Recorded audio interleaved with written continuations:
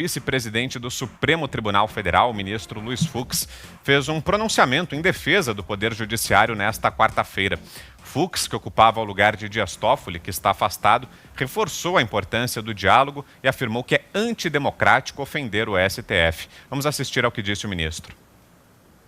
Esta corte mantém-se vigilante contra qualquer forma de agressão à instituição, na medida em que ofendê-la representa notório desprezo pela democracia. Certamente, o espírito democrático requer diálogos entre diferentes, para que todos possamos conviver como iguais em nossa diversidade de valores e sempre sob tolerância recíproca.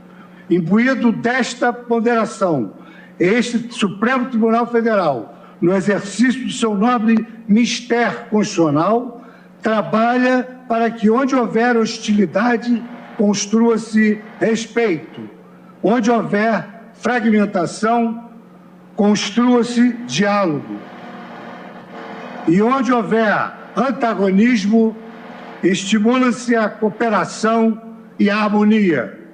Nós, do Supremo, estamos aqui, trabalhamos e existimos pelo povo brasileiro. Vou começar com você, Zé Maria, suas impressões aí sobre essa fala do ministro Luiz Fux. Olha, era esperada, houve aqui a indicação de que o ministro Luiz Fux faria uma defesa deste inquérito relatado pelo ministro Alexandre de Moraes. Não é unanimidade no Supremo Tribunal Federal, alguns ministros dizem que há mesmo um exagero, uma invasão de competência do Ministério Público em realizar esta operação e esta investigação, né? Mas ele é o presidente interino do Supremo Tribunal Federal, o ministro Luiz Fux. Olha, Vitor, todas as manifestações, inclusive as manifestações públicas, elas são no sentido de criticar ministros, integrantes do Supremo, deputados, né, e senadores que fazem parte do Congresso. Não há uma decisão de fechar o Congresso Nacional ou fechar o Supremo Tribunal Federal. Portanto, são críticas setorizadas. E a própria Constituição garante o direito de opinião. E é tão verdade isso que hoje o ministro Dias Toffoli está doente, está internado. Não significa que o Supremo está doente, está internado, né? É um ministro do Supremo. Então eu vejo uma diferença muito grande. Mas a fala é importante no momento em que o Supremo vai para o olho do furacão. O Supremo decide encarar o lado mais próximo do presidente Jair Bolsonaro. Todos ali alvos desta operação de hoje da Polícia Federal, que não é da operação da polícia, mas uma determinação do ministro Alexandre de Moraes, isso tem que ficar muito claro, né? Todos são próximos ou aliados do presidente Jair Bolsonaro. E a linha comum dessa investigação e deste alvo e de todos os mandados é a opinião, inclusive de parlamentares, né? Todos têm direito à opinião, mas o parlamentar é redundante. O direito dele é imunidade. A única imunidade parlamentar que restou é a do voto e a opinião pública. Então, esta é a linha. A fala do presidente interino do Supremo é de preocupação até, viu? E aí, Augusto?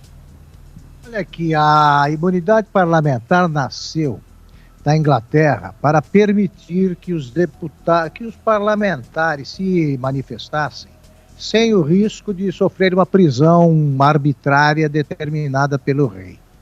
Agora, os deputados invocam a imunidade parlamentar para insultar qualquer pessoa e ofender a verdade, além de ofender a inteligência dos brasileiros. Quer dizer, o que só é possível emparedar e imobilizar o presidente da República, o chefe do executivo. Só o executivo não tem poderes. Esse pode ser insultado o tempo todo.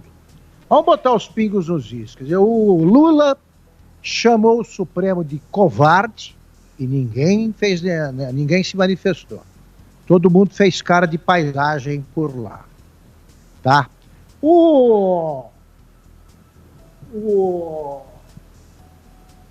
Deixa eu ver aqui, que eu anotei os casos de ofensa e eu vou achar que tá bom. O Toffoli vai e pode chamar o ministro Paulo Guedes de posto Ipiranga e gozar. Ele pode. O Congresso, congressistas podem ofender o mesmo ministro Paulo Guedes e também ofender o ex-ministro Sérgio Moro, quando ainda ocupava o cargo, dizendo coisas absurdas a respeito dele, e ele tinha de respeitar a imunidade parlamentar. Quer dizer, deputados ofendem o executivo, os ministros do Supremo debocham do executivo, e o executivo, qualquer coisa que algum dos seus integrantes, né, ministros, o chefe do executivo, que é o presidente da República, qualquer coisa que eles façam, isso aí já dá margem a investigação, convocação, intimação.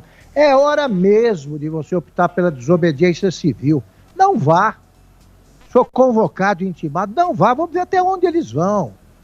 Quer dizer,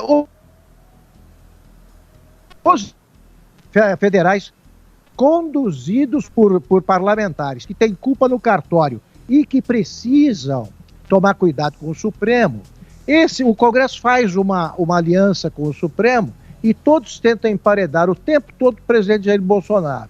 Chega a ser um absurdo de responsabilizar os dois poderes e insinuam que o culpado pela transformação do Brasil num dos epicentros da pandemia de coronavírus é o presidente da República, que foi proibido pelo Supremo de tomar qualquer decisão.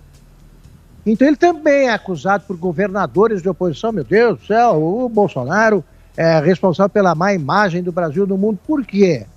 Ele é responsável pelos números de mortes e casos confirmados em estados governados por inimigos dele que tomaram todas as medidas que constam do combate ao coronavírus. Se houve erro, quem errou foi o governador e não o presidente da República, que foi impedido de tomar qualquer decisão. Ou essa epidemia se expandiu pelo mau exemplo que dá o Bolsonaro quando ele vai e cumprimenta meia dúzia de pessoas sem luvas e sem máscara. É essa a razão do desastre sanitário? Agora, pode ser tudo contra o Executivo. Vindo do Executivo, nada é tolerado. Então, que independência, autonomia, né, e igualdade de... Isso aí é uma charlatanice. O Supremo será respeitado quando ele aprender a se respeitar. E mais, nós não estamos aqui pedindo nenhuma instituição. E está travando muito a conexão aí com o Augusto. Agora a gente conseguiu. Os maus representantes não são a instituição. Fiuza, e você, o que é que achou dessas declarações do Luiz Fux? Fiuza, em 2 minutos, por favor. Ô, Vitor, o ministro Luiz Fux tem um sonho delirante de imunidade a críticas, né? Ele e a corte que ele representa nesse momento aí na ausência do presidente, né? Eles estão chateados, Vitor, com essa hashtag o STF é uma vergonha, né? Eles não querem que exista uma hashtag, e hashtag não é brincadeira, não. Hashtag hoje em dia é manifestação, é corrente de opinião pública, né? É um assunto que mobiliza muitas pessoas de forma orgânica e não orquestrada como eles querem alegar.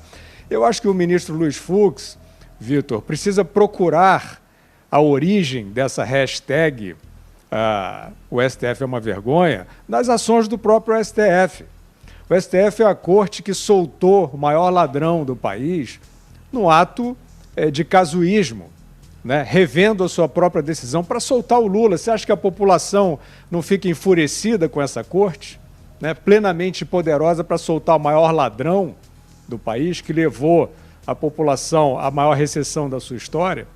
Essa mesma corte que está aí em decisão monocrática, interferindo em reunião de Estado, jogando para a televisão, jogando no ventilador, e que hoje perpetra uma ação, um arrobo autoritário muito grave, né, invadindo residências, interferindo no direito das pessoas opinarem, com essa desculpa fajuta de gabinete do ódio. Então, as pessoas acham que o STF é uma vergonha, acharão, enquanto ele estiver agindo vergonhosamente.